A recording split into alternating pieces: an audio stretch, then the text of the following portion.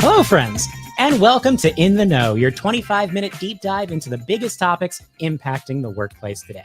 I'm JD, the Chief Learning Architect at Axonify, and on this episode, we're talking about the biggest issue impacting both the employee and customer experience right now, the labor shortage. You can call it the Great Resignation, or the Great Realignment, or the Great Opportunity Shift. It doesn't matter if people are quietly quitting or roaringly resigning. The reality is that most organizations are still struggling to attract and retain workers. And this is an especially timely conversation for frontline industries like retail and hospitality as we head into a busy holiday season. So today we're joined by Tom Rudar and Jeff Berquist from Heinen's grocery store, who are going to show how they've adapted their talent and training strategies to overcome staffing challenges. But first, how y'all doing? You know, it's been a month since we've seen one another, and I know some of you are thinking right now, so? Well, I've missed you, and I want to bring you up to speed on what's been going on since the last time we were together with a special JD update. First off, I want to thank everyone who checked in and sent well wishes during Hurricane Ian. Thankfully, my neighborhood in Orlando experienced minimal disruptions. Unfortunately, the same cannot be said of the many areas that experienced the full and devastating impact of the storm. So if you have the means, please support the ongoing recovery effort via the links for the American Red Cross and Feeding Florida that we're sharing below in the chat and in the show notes. Another big thank you to Josh Felix from Axonify, who stepped in for me while I was preparing for the storm and hosted the last episode of In the Know. Josh had a great conversation with Kevin M. Yates on learning measurement and how to determine the impact of your training programs. So be sure to check out that episode recording on the Axonify YouTube channel. And thanks to Kevin for being our guest on the show. Josh actually did me another favor on that last episode because he formally announced my new book. The Modern Learning Ecosystem is my personal, practical, and humorous take on the role that L&D plays in building disruption-ready organizations. So it's available for pre-order right now, and it drops on November 29th. You can learn more about the book and find your pre-order link at jdwroteabook.com. Let's see. That's the book. What else happened? Well, I binge watched all of season 5 of Cobra Kai on Netflix, and it's so good. I'm not kidding when I say I think it's the best show on streaming. It's so silly, but it's so great. Everything you want in a nostalgic karate soap opera. So I highly recommend you give it a chance, especially if you're a fan of the original Karate Kid movie. So check out Cobra Kai. I also completed my 300th Peloton ride. So if there are any other big Pelotoners out there in the audience, let me know. We should connect on the app over on Peloton. I published a new article on Chief Learning Officer called Leading L&D Through Economic Uncertainty. I think we all know what can happen when HR and L&D functions have their budgets tightened. And unfortunately, it can set organizations back years when it comes to their ability to foster meaningful skill development. So my article explores practical steps L&D leaders can take to help their teams navigate this uncertainty and demonstrate clear value for ongoing investment in the learning function. So you can give the article a read over at chieflearningofficer.com. And finally, but definitely not least, I helped build or put the finishing touches on our new desk list report. Every year, Axonify and Nudge reach out to hundreds of frontline workers, managers, and corporate leaders to assess the state of the frontline workplace. The bad news is that we still got a lot of work to do if we hope to attract and retain great people within frontline workplaces, which is why we're here today having this conversation. The good news is that the frontline is telling you exactly what you need to do in this new report. So you can download the report for yourself at axonify.com/desklist and tune into the next episode of In the Know on October 26th, where we're going to break down the biggest insights from the report live right here on the show. So I think that's about it for me for the past few weeks. So that's your JD update. Right now, I'm very excited to welcome my guests for today, Tom Rudar and Jeff Berquist from Heinen's. Tom and Jeff have both been with Heinen's for over 20 years, starting in operations before shifting to talent and training. Today, Tom is the company talent manager, where he oversees the entire employee lifecycle. Jeff is training and development manager and responsible for all things knowledge and skill development. The Heinen story began in 1929 when local butcher Joe Heinen opened his first butcher shop in Cleveland. And then in 1933, he pioneered Cleveland's first supermarket and ultimately brought the two shopping experiences together in what was then a revolutionary move for the grocery industry. Today, Heinen's remains a family-owned business that employs more than 3,300 workers across 23 store locations in Ohio and Illinois. Tom and Jeff, you're in the know. Thanks for having us, JD. Jeff and I definitely support your endorsement of Cobra Kai. I know, right? Totally. And not just an age thing. Everyone would love the show. We should talk about that for 20 minutes. But let's go over to like the overcoming staffing challenges thing. That's why people are actually probably watching. We'll do a Cobra Kai podcast as a follow-up to this one.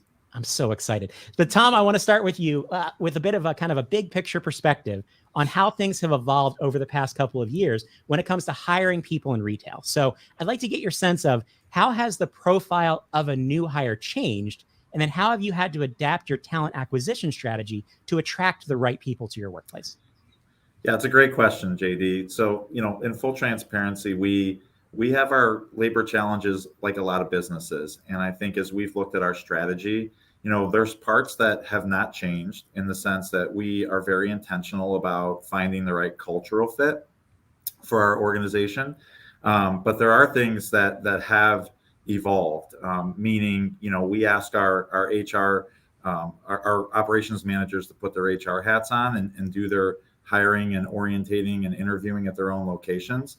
So we've talked about being flexible in that approach, meaning we might hire folks that don't have the availability that we're accustomed to, and really just kind of looking at being more flexible in our own approach. So we've really tried to stay connected to them with what they're seeing out in the market, sharing best practices that are working with interviewing and ultimately when people do come on site at our location. So as an example, we're not afraid to phone screen now or interview over Microsoft Teams as an initial screen. And then when somebody comes into the locations, that becomes more of like a tour where they're seeing the area they're going to be working in, they're meeting the people that they're going to be working with. And we really kind of look for the best fit. So they may apply for a cashier role, but we lay out all of the jobs that are available in the location and give the candidate a sense of here's what the schedule looks like, here's what the wages look like, and here's what the cross-training opportunities look like. Because I think what we have found is that people don't want to do the same thing every day anymore. So, we've really taken a different approach there. And then from our talent acquisition strategy, we've really looked inward at what we're doing more than what we're doing externally. So as an example, we really highlighted the benefits of what the company offers and made sure our managers understood that and put signage out in locations and anchored to that. So, our managers knew right away what to talk about and what makes Heinen's different. And then what we'll do with our external strategy is really build upon some of the work that was happening before I shifted to the talent side and look at how we tell our story externally to candidates that are just finding us for the first time. So it really sounds like a multifaceted approach of rethinking kind of the entire talent acquisition journey. But there's one piece I want to kind of double click on that you mentioned around flexibility, because I think flexibility has been a really big driving factor in changes in the workplace for the past couple of years. And a lot of people look at frontline work in retail and grocery and don't see the same version of flexibility that people like me have in terms of working from home and working different types of hours and that idea. So Tom, I want to get a little bit more of a sense of how do you think about the concept of flexibility in a workplace like Heinen's in order to make the job more attractive and attract and retain the right people? Yeah, so what we're doing is we really have taken a look at our schedules in general. And so we have a labor software that we use for projections and labor models. And that has features that allow really more of a gig approach to how our associates can work. So they can bid on shifts, they can forfeit shifts, they can request off, they can swap shifts. And ultimately, eventually, they may be able to work at other locations and other areas that need help. So really a cross-location approach. So we've been piloting that, and it's been working well. We're using 4 10-hour shift schedules in locations as well. So we've piloted that and rolled that out in other areas. And we've also given our managers more flexibilities with their schedule. They've gone from a 45-hour work week to a 40-hour work week. And there's rotating weekends off in there as well for both frontline and leaders. So just from a a flexibility and being able to work in harmony standpoint, we've put an emphasis on that and just kind of breaking down those traditional retail grocery schedule walls. It's a great example of the fact that flexibility needs to be defined by each workplace. It's not kind of a cookie cutter concept where you can have it in certain places, you can't have it in other places. It's an idea that can make work more attractive in really any workplace. So great example there. So I want to kind of move from the talent acquisition side to the fact that once you get the person in the door, you have to make sure that they have the knowledge and skill to confidently do the job. And this is another challenge a lot of organizations are facing when it comes to maybe hiring people with less experience, whether it be less experience in the industry or maybe just less professional experience overall. So Jeff, I want to come over to you and ask you about onboarding. So how have you designed your onboarding so that it gets people on the job quickly, because of course you have staffing challenges that you need to meet, but at the same time, make sure that they have the confidence they need so that they feel like they're ready to do the job? Yeah, this has been a big focus for our company recently, and based on the challenges that we're facing, one of the things our executive team challenged us with was saying, can we relook at the onboarding experience? And we were excited to embark on that journey. And one of the things I can say right off the get-go is through all the different challenges that we're facing right now, I've kind of used this phrase that we need to redefine what a win looks like. And our company has always prided itself on high expectations. We want to offer a great service experience. We're an associate-first culture. We want to deliver a quality product. And none of those things are changing, right? Those are still what we want to execute to, but we need to be realistic on how we can achieve those things. And that means that we do need to redefine what a win looks like. The world has changed. People's expectations have changed.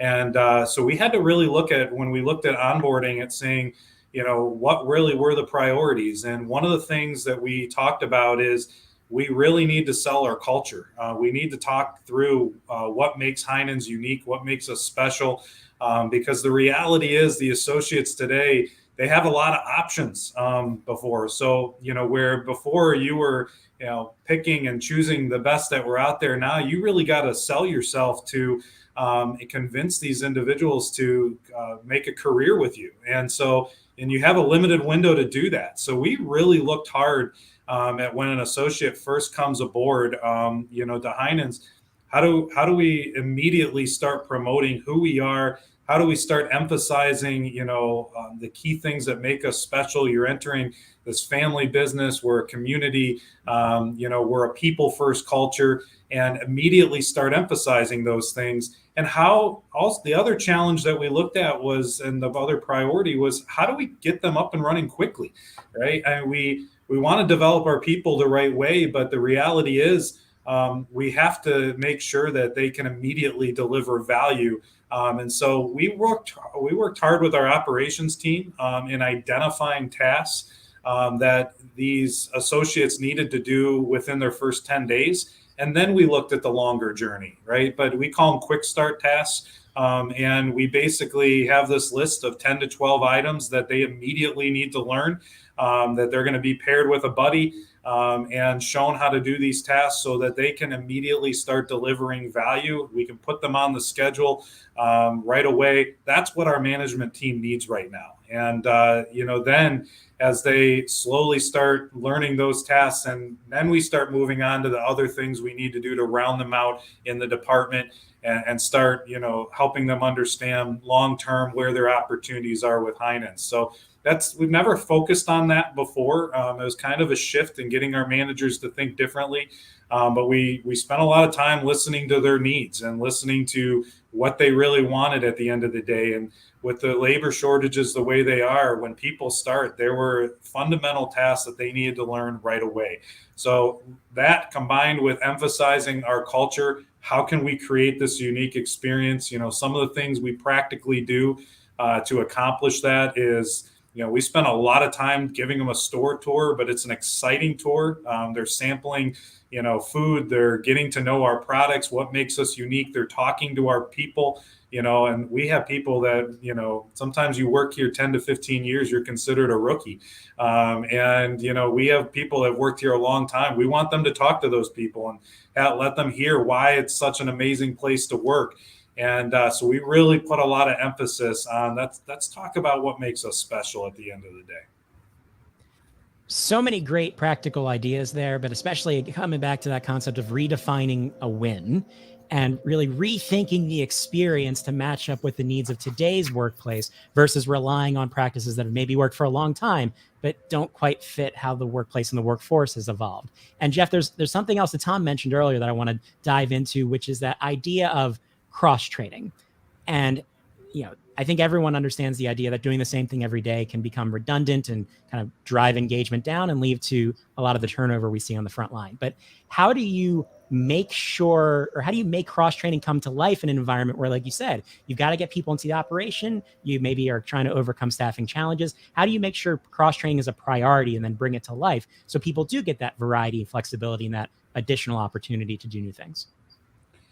Yeah, and this is something we had to challenge our people on, right? This was Tom and I both came from operations. We understood this from back in the day that we operated in a silo approach, right? You were in your department and you were there for life sometimes. And the reality is that's not what's going to lead to success in our organizations today and with the grocery industry especially. And so we really emphasize this point. Our labor system has challenged this point as well, that we need to create more flexibility, more versatility in our stores, and cross-training needs to be a priority. And we looked at it in two ways: cross-training within the department, understanding the different roles and functions that need to be performed, and then cross-training outside of the department to help out, where there are labor challenges and there are shortages. And, there's lots of advantages to this. So one of the things we've told our people is that the generations coming up today want this, right? They want the challenges. They want the versatility. They want to try different things, right? So they're excited about this and coming in every day, getting to experience something new.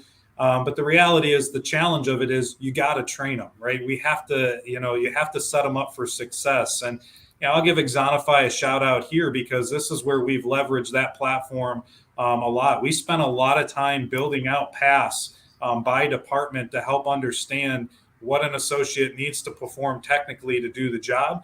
But we also identified cross-training tasks. So what we mean by that is they don't need to know everything about a department to come help it out. There are, again, these essential functions that need to be performed that someone from a grocery department can hop over to a bakery department and quickly learn how to do these 5 or 6 tasks that can really help them out and get them through a pinch. And so that's where we leverage things like self-directed learning and, the assigned learning paths as well to help, our associates understand, look, we got opportunities here. And if you want to learn more, here's these paths that you can roll in.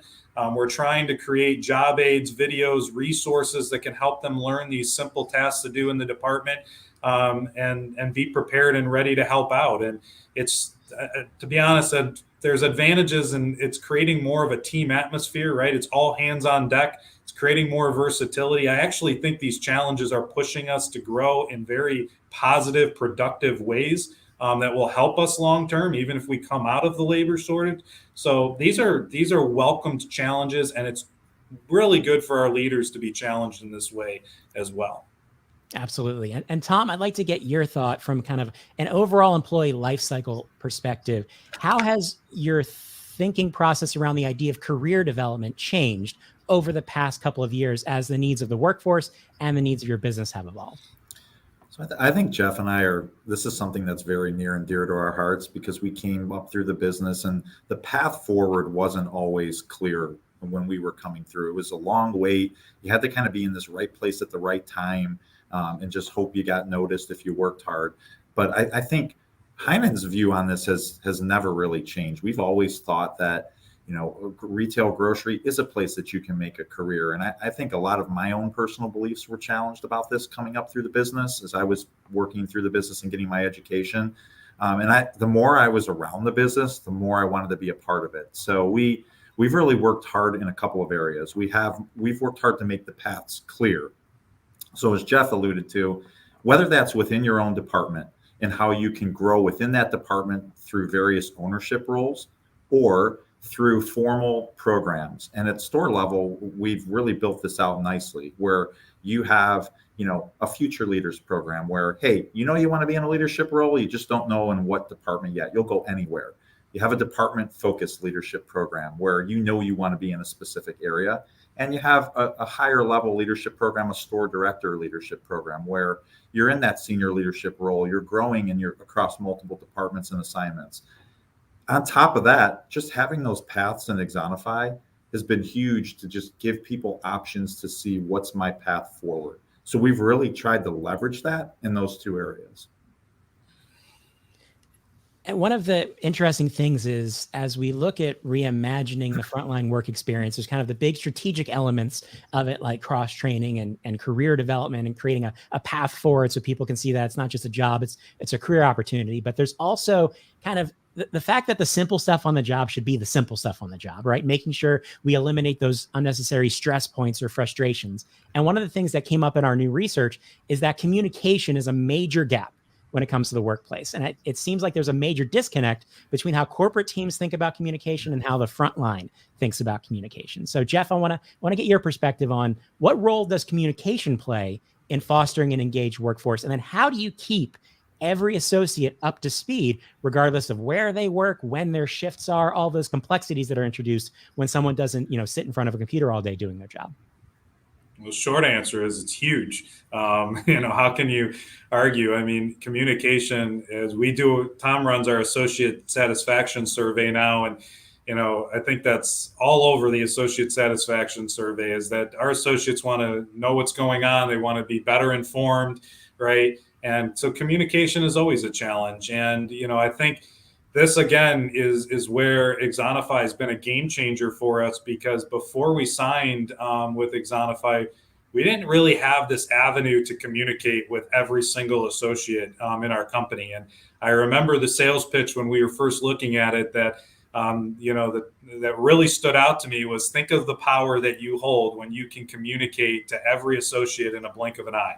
Right. And that really resonated with me. And I think Tom and I would understand growing up, we didn't have this. Right. I mean, it was a trickle down effect. And, you would only hear what maybe your manager would tell you, or maybe there would be a newsletter, or you'd have a million things posted around the time clock that needed to be communicated with. And, now we've got a platform that changes all that. Right. And it really is looking at, we're still playing around with what works and what doesn't. What do our people want to hear at the end of the day? But we've taken some nice steps forward. We now have an added avenue to better educate our people on our products. And that includes everywhere: manufacturing, warehouse, store operations, main office. Like, at the end of the day, you work for Heinen, right? So we want to talk about, hey, we have a lot going on that is awesome, and we want to inform you about it, right? It's helping them understand their career opportunities and posting those when those opportunities. We struggled with that in the past, and now, from an equality standpoint, that's help everyone understand, and a fairness. Here's your opportunities. If you're interested, please post, and send in your resume. And so we're opening up so many doors. It gives us a chance to show appreciation for, we've been hit with a lot of challenges over the last few years with, systems going down, the pandemic, labor shortages. Sometimes it's just nice to get on there and give a heartfelt thank you to our people. And I know that they've been appreciative of that. So it really has been a game changer now to be able to finally communicate a message to everybody. And sometimes it's just by department, which is advantages too. There might be product, department initiatives that are going on that we want to better inform them on. So we're still figuring it out, but I think that took us by surprise. When we first signed with Axonify, we were thinking learning, not necessarily communication. And our company and all the stakeholders were more excited about the communication than the learning, I think. And it's not what you want to hear when you work in training and development necessarily, but we understand the advantages of both, and both have provided great opportunities. And it's why we are continually excited to use the Axonify platform and leverage it to just help our people grow.